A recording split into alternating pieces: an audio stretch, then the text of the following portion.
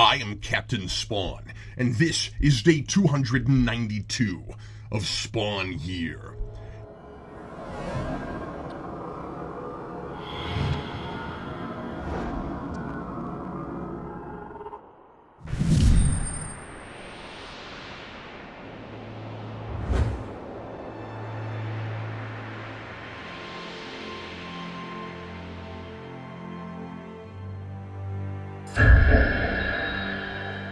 David Hines' strategy for taking Spawn in a bold, new, and frankly not boring as watching fingernails grow direction isn't too far off from what Brian Hogwin eventually tried, though Hines starting there further complicate the mythos by retroactively introducing new characters and contrive a reason that they were supposedly there all along, influencing things from the shadows, but are only just now revealing their presence.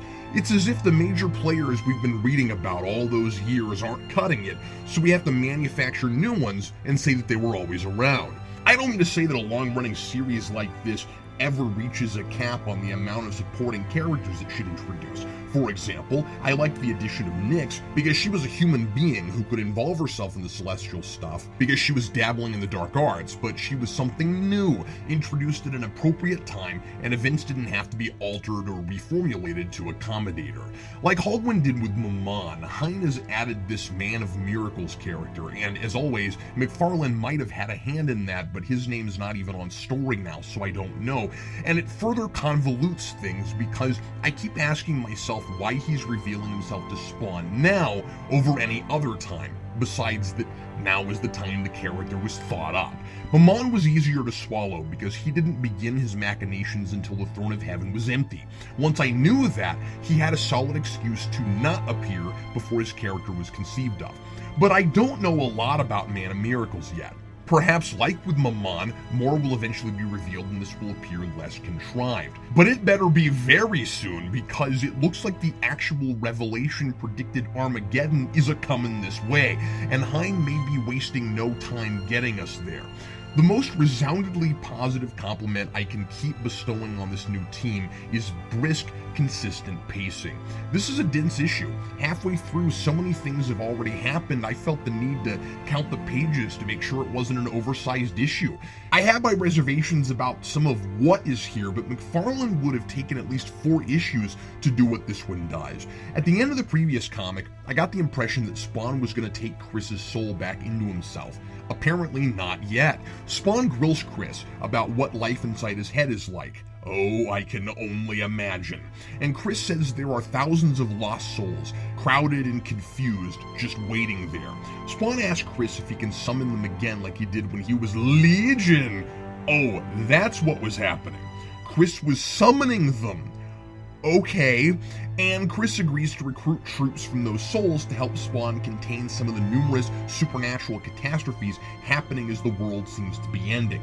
Spawn has this really forced character-defining moment, you know, where he has to suddenly declare what he's all about right now because it changes with the wind. Here he acts like he's had an epiphany and gives a speech about how he's done ignoring heaven and hell's sick feud.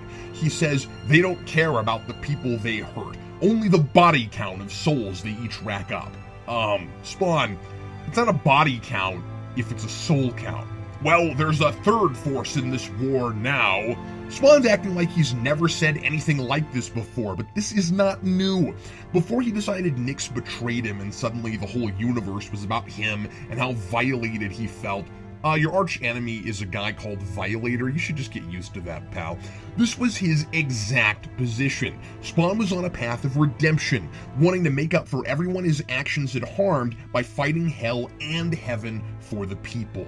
It reads like Spawn needs some big triumphant character moment so that A, the reader might actually kind of root for the hero, and B, so we can pretend like Spawn is still the center of attention in a story that is decidedly overcrowded with new and mostly dispensable characters. In the letters pages, a reader complains that Spawn has moved to the back burner, and editor Brian Haberlin responds with, "Never fear about Al not being in the book. He's our Spawn, and we'll never lose sight of that. We are just in the process of expanding the Spawn mythos." Wow, so by 2006, Todd McFarlane had gone from hogging the letters columns of books he's not even working on to not even answering the letters in the one he started. Anyway, I'm really questioning this choice to shoehorn in this Lost Souls business. Not only did it come out of nowhere and does it seem to conveniently coincide with the apocalypse, but Al isn't just on the back burner, he's locked inside the oven. It's all about the mythology and almost not at all about our protagonist. The rest of the issue deals with an elderly Oriental man and his martial arts student, Kimiko, who are the Lost Souls Chris extracts from Spawn to fight zombies who have risen from their graves in Tennessee. They are so underdeveloped and it's so weirdly framed right in the middle of all this Chris and Mom and Armageddon stuff that it just feels intrusive. Okay, I take it back. Maybe that story should have been one whole issue, a standalone interlude focusing just on the relationship between these two people, so I'm not being introduced to them, asked to care about their history and interpersonal dynamic and everything, just to get the big dramatic reveal that the old man actually killed her just 10 pages later. Perhaps if I bought this notion of Spawn is Legion more at the outset, I'd be more interested to meet some of these souls. But those characters are doing nothing to inform Al's character or anything about the grander narrative, and it seems like an excuse to come up with cool new variations on the Spawn suit. And yeah, that is fun to see. There's also some time wasted with the typical love affair plot played out with the hickish Tennessee zombies that I won't even get into because it's inconsequential. So the dead are rising. Why do I need to read the most cliche "you slept with my wife, now you're gonna die" situation with the most cliche, over the top, bordering on offensive southern dialogue I've ever read in a comic to illustrate that? It's another example of a Spawn comic losing sight of the narrative when its priority is to be disturbing and creepy. I thought we were doing better about that now. Just tell a disturbing and creepy story. And then, at the very end, a standard big deal character reveal sort of cliffhanger, with a character we've never ever seen before. Awesome. More of those. It's Zira, Queen of the Seraphim. If Buck Rogers were set in heaven and hell and not space. I am jazzed to finally see the war between heaven and hell maybe playing out at last. These guys aren't stalling for time as badly as I'm used to with this book, and I even have a sizably better grasp on what the heck I'm looking at. But man, is it all over the place. Signed, Captain Spawn.